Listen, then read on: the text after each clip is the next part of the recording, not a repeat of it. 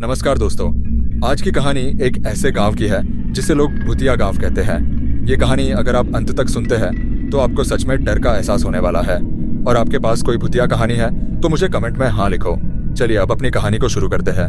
यह गांव एक घने जंगल के बीचों बीच बसा है, जहाँ सूरज की किरणें भी मुश्किल से पहुंचती है। इस गाँव के बारे में कहा जाता है कि यहाँ रात होते ही अजीब अजीब आवाजें आने लगती है, जैसे कोई जोर से चिल्ला रहा हो या किसी के कदमों की आवाज गूंज रही हो। इस गांव की कहानी शुरू होती है एक शहरी आदमी राजीव से, जो अपने दोस्तों के साथ जंगल के रास्ते सफर पर निकला था। रास्ता भटकने के बाद वह इस गांव में पहुंच गया। गांव के घर पुराने और जर्जर थे, जैसे वर्षों से किसी ने उनमें कदम ही न रखा हो। हर घर की खिड़कियों से झांकती अंधेरे की परछाइयां एक खौफनाक एहसास कराती थी। राजीव ने महसूस किया कि गांव में एक अजीब सी ठंडक है जो उसकी हड्डियों तक को कंपा रही थी। तभी अचानक उसे लगा कि कोई उसके पीछे खड़ा है। उसने पलटकर देखा, लेकिन वहां कोई नहीं था। यह सिर्फ शुरुआत थी उस डरावनी रात की। राजीव और उसके दोस्त गांव के बीचों बीच पहुंचे, जहां एक बड़ा और टूटा फूटा मंदिर था। गांव के बुजुर्ग कहते हैं कि इस मंदिर में कभी एक साधु ने तपस्या की थी, लेकिन उसकी तपस्या भंग होने के बाद उसने पूरे गांव को श्राप दे दिया था। राजीव ने देखा कि मंदिर के चारों ओर बड़ी बड़ी झाड़ियों ने इसे घेर रखा था। मंदिर के दरवाजे पर एक पुरानी तख्ती लटकी थी, जिस पर खून से लिखे शब्द थे, यहाँ आना मना है। उसके दोस्त ने मजाक में कहा, लगता है किसी ने हमें डराने के लिए यह सब किया है। लेकिन राजीव को वह मजाक नहीं लगा। उसे लगा जैसे किसी ने उसकी आवाज सुनी हो। तभी मंदिर के अंदर से एक जोर की चीख सुनाई दी। आवाज इतनी तेज थी कि हर कोई घबरा गया। लेकिन जब उन्होंने हिम्मत जुटाकर अंदर झांकने की कोशिश की तो वहां सिर्फ घना अंधेरा और ठंडी हवा का झोंका था। रात गहराने लगी थी और राजीव और उसके दोस्त गांव के एक खाली घर में ठहरने का फैसला करते हैं। घर के अंदर कदम रखते ही एक अजीब सी सड़ांत की बदबू ने उनका स्वागत किया। घर के कोनों में मकड़ियों के जाले थे और फर्श पर मिट्टी फैली हुई थी। रात के 12 बजते ही बाहर से अजीब अजीब आवाजें आने लगीं। पहले यह आवाजें धीमी थीं, जैसे कोई बच्चे रो रहे हो। फिर अचानक वे आवाजें चीखों में बदल गईं। राजीव ने खिड़की से बाहर झांक कर देखा, लेकिन बाहर कोई नहीं था। उनके दोस्त ने डरते हुए कहा, हम यहाँ ज्यादा देर नहीं रुक सकते, यह जगह सही नहीं है। लेकिन जैसे ही उन्होंने बाहर निकलने का फैसला किया, दरवाजा अपने आप बंद हो गया। अब वे पूरी तरह फंस चुके थे और डर ने उन्हें जकड़ लिया था। राजीव और उसके दोस्तों ने दरवाजा खोलने की पूरी कोशिश की, लेकिन दरवाजा हिल तक नहीं रहा था। दरवाजे पर किसी ने बाहर से ताला जड़ दिया हो जैसे। तभी कमरे में जल रही छोटी सी लालटेन अचानक बुझ गई और घना अंधेरा छा गया।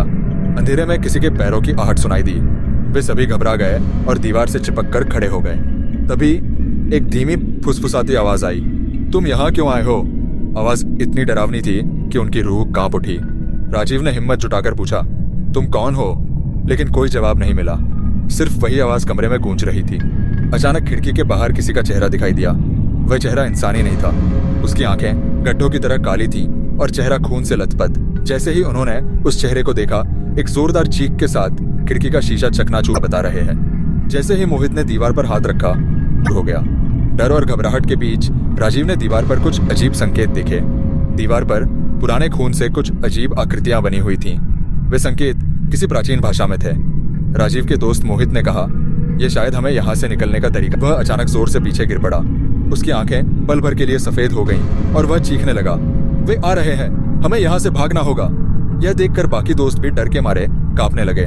कमरे में एक ठंडी हवा का झोंका आया और दीवार पर लिखे से संकेत अपने आप चमकने लगे। उन संकेतों में एक नक्शा उभर आया जिसमें गांव का केंद्र दिखाया गया था। राजीव ने समझा कि यह नक्शा शायद उन्हें इस रहस्यमय जगह से बाहर निकलने का रास्ता दिखा सकता है। नक्शा देखकर राजीव और उसके दोस्तों ने घर से बाहर निकलने का साहस जुटाया। लेकिन जैसे ही वे दरवाजे के करीब पहुंचे, उनके पैरों के नीचे की जमीन हिलने लगी। ऐसा लगा जैसे पूरा घर कांप रहा हो। वे किसी तरह बाहर निकलने में कामयाब हो गए। बाहर निकलते ही उन्हें दूर गांव के केंद्र की ओर एक तेज रोशनी दिखाई दी। लेकिन यह रोशनी शांत और सुखद नहीं थी।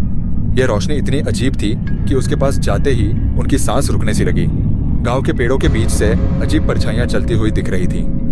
ऐसा लग रहा था जैसे कोई उन्हें देख रहा हो। तभी एक पुरानी डरावनी आवाज गूंजी, जो इस गांव में आता है वह यहाँ से जिंदा नहीं जाता। राजीव और उसके दोस्त डरते हुए गांव के केंद्र की ओर बढ़ने लगे। रास्ते में उन्हें टूटी फूटी मूर्तियां, जले हुए पेड़ और खून से सने कपड़े दिखे। हर चीज जैसे किसी भयानक घटना की कहानी सुना रही थी। जैसे ही वे केंद्र के करीब पहुंचे, उन्होंने एक पुरानी कुएं के पास कुछ अजीब हरकतें देखी। कुएं से सफेद धुआं निकल रहा था और उसके आसपास अजीब अजीब आकृतियां घूम रही थीं। राजीव ने दोस्तों से कहा, हमें इस कुएं के पास नहीं जाना चाहिए, यह जगह सही नहीं लग रही। तभी कुएं के अंदर से एक जोरदार चीख सुनाई दी। ऐसा लगा जैसे कोई अंदर से मदद के लिए पुकार रहा हो। मोहित ने डरते हुए कहा, यहाँ कुछ तो बहुत गलत है, हमें जल्दी यहाँ से निकलना होगा। लेकिन कुएं के पास से हटना इतना आसान नहीं था। कुएं से आती चीखों के बीच अचानक से चारों ओर सन्नाटा छा गया। राजीव ने हिम्मत करके कुएं के अंदर झांकने की कोशिश की। अंदर इतना गहरा अंधेरा था कि कुछ भी साफ दिखाई नहीं दे रहा। राजीव और उसके दोस्त एक पुराने दरवाजे के पीछे छिप गए। वहां अंदर इतनी घुटन थी कि उनकी सांसें थमने लगीं। राजीव ने धीरे धीरे दरवाजे के झरोखे से झांक कर देखा। उसने देखा कि एक लंबा काले कपड़े में लिपटा हुआ इंसानी आकृति जैसा कुछ धीरे धीरे घूम रहा था। उसके पैर जमीन को नहीं छू रहे थे और उसकी चाल इतनी अजीब थी कि किसी का भी खून जम जाए। उसने धीरे से फुसफुसाया, कोई है? राजीव ने अपने दोस्तों को इशारे से चुप रहने को कहा, लेकिन मोहित डर के मारे चिल्ला उठा, हमें यहाँ से भागना होगा।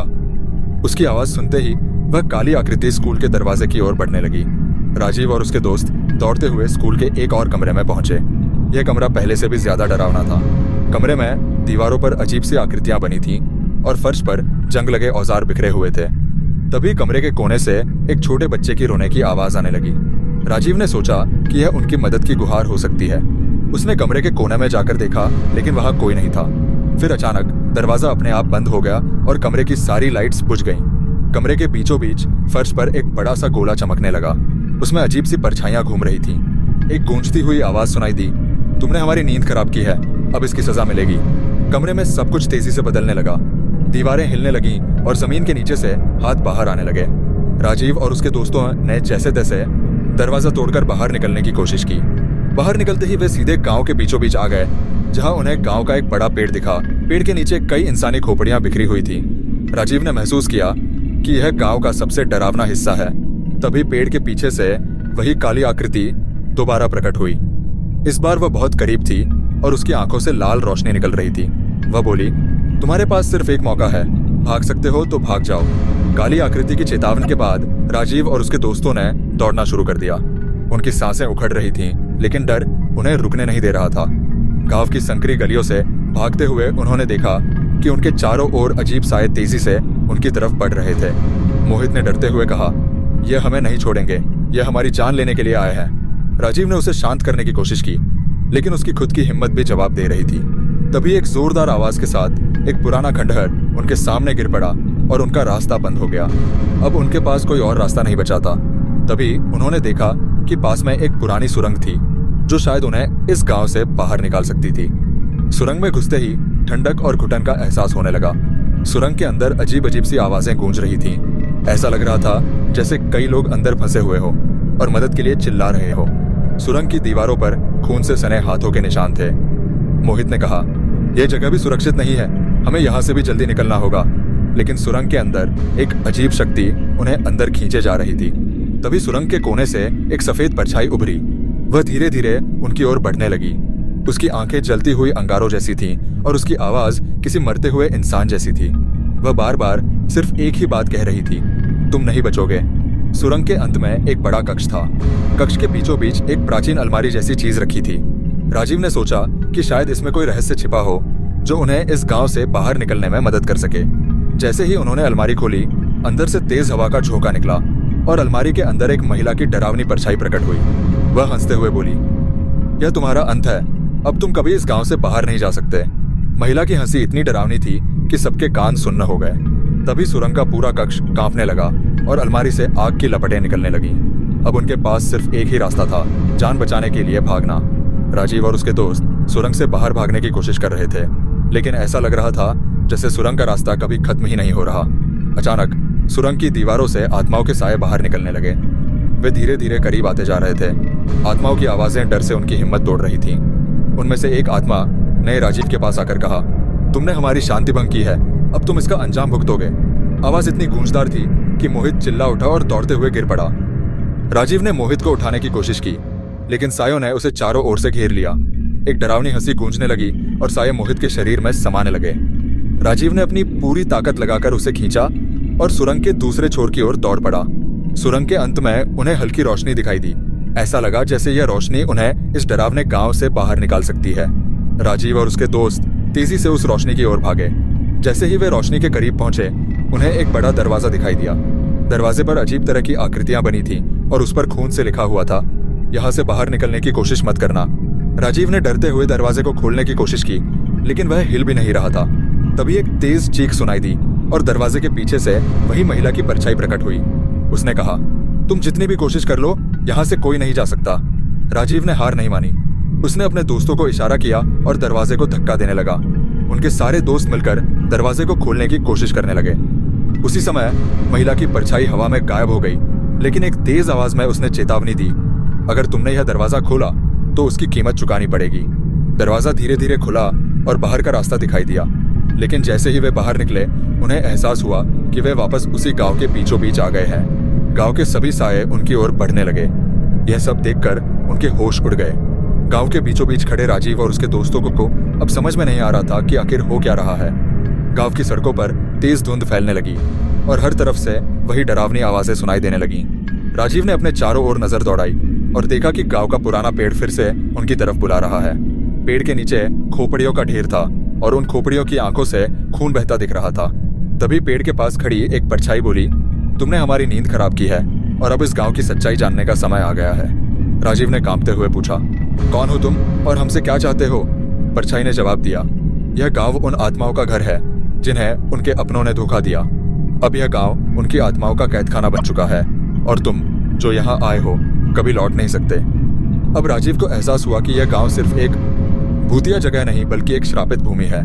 उसने अपने दोस्तों से कहा, हमें इस गांव के श्राप को खत्म करने का कोई तरीका खोजना होगा, वरना हम यहाँ हमेशा के लिए फंस जाएंगे। गांव के बुजुर्ग की एक कहानी उसे याद आई, जिसमें उसने कहा था कि इस गांव का श्राप तभी खत्म होगा जब कोई इस जगह के सारे रहस्यों को उजागर करेगा। राजीव ने सोचा कि वह महिला जो सुरंग में दिखी थी शायद इस श्राप का राज जानती हो। राजीव ने अपनी हिम्मत जुटाई और उस महिला की परछाई को आवाज दी। वह फिर प्रकट हुई और बोली, अगर तुम इस श्राप को खत्म करना चाहते हो तो तुम्हें सबसे बड़े बलिदान के लिए तैयार रहना होगा। महिला ने बताया कि गांव के श्राप को खत्म करने के लिए किसी एक को अपनी जान देनी होगी ताकि बाकी बच सकें। यह सुनकर सबके चेहरे सफेद पड़ गए। मोहित ने कहा, यह तो पागलपन है, हम सब यहाँ से भाग सकते हैं। लेकिन राजीव जानता था कि भागना मुमकिन नहीं है। उसने अपने दोस्तों को समझाया कि किसी एक को आगे आना होगा। तभी मोहित ने खुद को बलिदान देने का फैसला किया। उसने कहा, अगर मेरी जान से तुम सब बच सकते हो तो मैं तैयार हूँ। मोहित के बलिदान का फैसला सुनकर सभी चुप हो गए। डर, दुहक और उम्मीद के बीच माहौल भारी हो गया। मोहित ने राजीव से कहा, अगर मेरा बलिदान तुम्हें बचा सकता है तो मुझे खुशी होगी, लेकिन वादा करो कि इस गांव की सच्चाई सबको बताओगे ताकि कोई और यहाँ फंस न सके। महिला की परछाई ने मोहित के बलिदान को स्वीकार किया। उसने कहा, यह बलिदान गांव की आत्माओं को शांति देगा, लेकिन याद रखना यह प्रक्रिया आसान नहीं होगी। मोहित ने आंखें बंद की और महिला की तरफ कदम बढ़ाए। अचानक तेज रोशनी चारों तरफ फैल गई। मोहित के चारों ओर आग की लपटें उठने लगीं और वह धीरे धीरे गायब हो गया। उसकी चीखें पूरे गांव में गूंजने लगी और एक पल के लिए सब कुछ थम सा गया। मोहित के बलिदान के बाद गांव में अचानक सन्नाटा छा गया। अजीब आवाजें बंद हो गईं और हवा में भारीपन कम हो गया। महिला की परछाई ने कहा, तुमने सही रास्ता चुना। अब यह गांव मुक्त हो चुका है, लेकिन इस जगह को हमेशा याद रखना। राजीव और उसके दोस्तों को महसूस हुआ कि वे अब उस डरावने जाल से बाहर आ चुके हैं। गांव की सड़कों पर बिखरे सायों ने गायब होना शुरू कर दिया। उन्होंने देखा कि आसमान पर छाए काले बादल भी धीरे धीरे साफ हो रहे हैं। राजीव और उसके दोस्त धीरे धीरे गांव से बाहर निकलने लगे। रास्ता अब साफ और शांत था, लेकिन मोहित की कमी उन्हें महसूस हो रही थी। राजीव ने आसमान की तरफ देखा और कहा, मोहित, तुम्हारा बलिदान हम कभी नहीं भूलेंगे। तुमने हमें नया जीवन दिया। गांव से बाहर निकलते ही वे उसी पुरानी सड़क पर पहुंच गए जहां से उन्होंने यात्रा शुरू की थी, लेकिन अब सब कुछ बदल चुका था। उन्हें महसूस हुआ कि वे सिर्फ एक भूतिया जगह से नहीं बल्कि मौत के मुंह से वापस लौटे थे। तो दोस्तों, ये थी आज की कहानी। आपको कैसी लगी हमें कमेंट में जरूर बताना।